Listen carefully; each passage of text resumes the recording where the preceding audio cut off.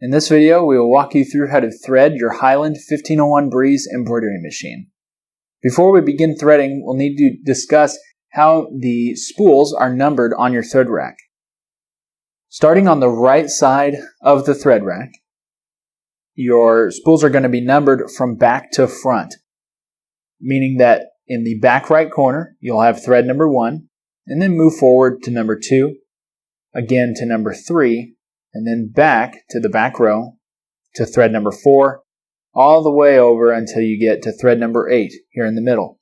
Now when we get to the middle of the thread rack and moving over to thread number 9, the order that they're numbered in is going to be reversed. So you'll start with thread number 9 here in the middle, and then instead of moving forward, you'll move backwards to number 10, then all the way to the front to number 11, back to 12, and so on, until you reach number 15 over here on the far left side of your thread rack.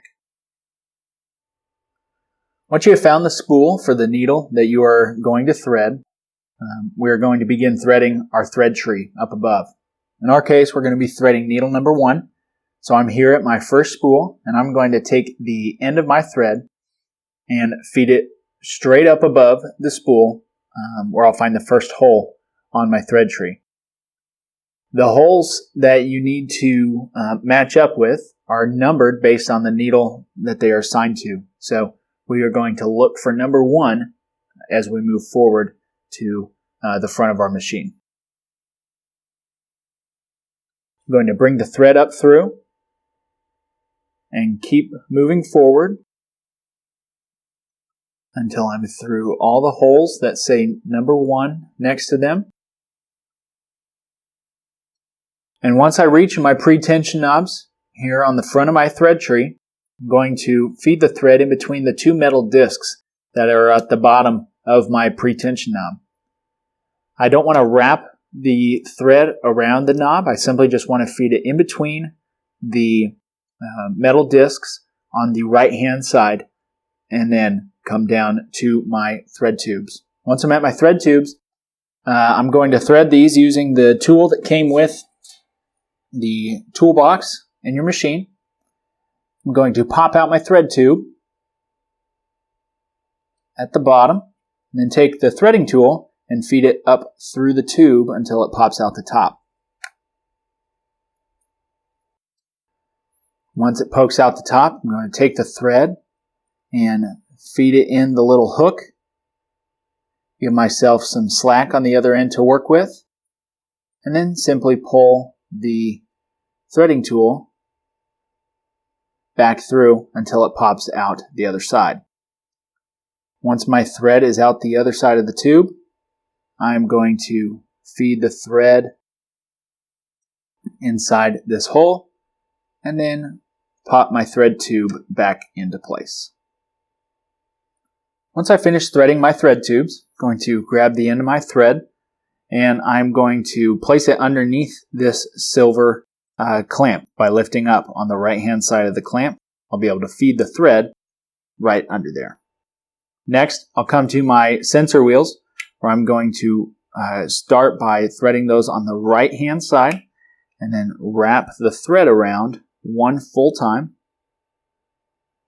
and then come down to my silver post. Now to thread the silver post, I'm going to follow the line that shows me that it's supposed to go on the left side of this post. So I'm going to go over to the left and then again following that line, go immediately over to the right side of my main tension knob. And following the arrows, I'm going to wrap my main tension knob one full time and then come down to the next silver post on the right hand side.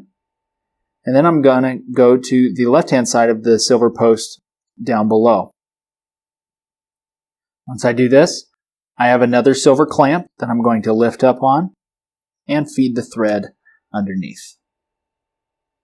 Once I have the thread through this silver clamp, I'm going to take my thread and go past the take-up lever in this gap on the right side and follow the arrows on the white plastic piece telling me that I need to go down and around and back up to my take-up lever. And then I'm going to thread the take-up lever from right to left and come back down on the left side. Once I'm down, I'm going to go through this white thread guide below with the number 1 above it.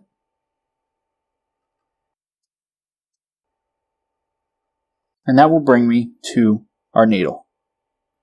Once our thread is by our needle, I'm going to come down and feed the thread around the small hook that hugs our needle. I'll simply just put a little loop in the thread, poke it around until it's around that hook. Then we'll thread our needle from front to back.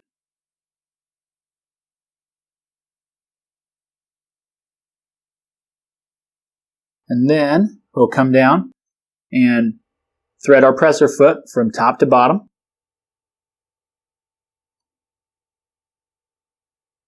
And then place the thread up in the spring directly in front of the needle and use the built-in blade to cut off the excess. Once we've done this, our needle is fully threaded.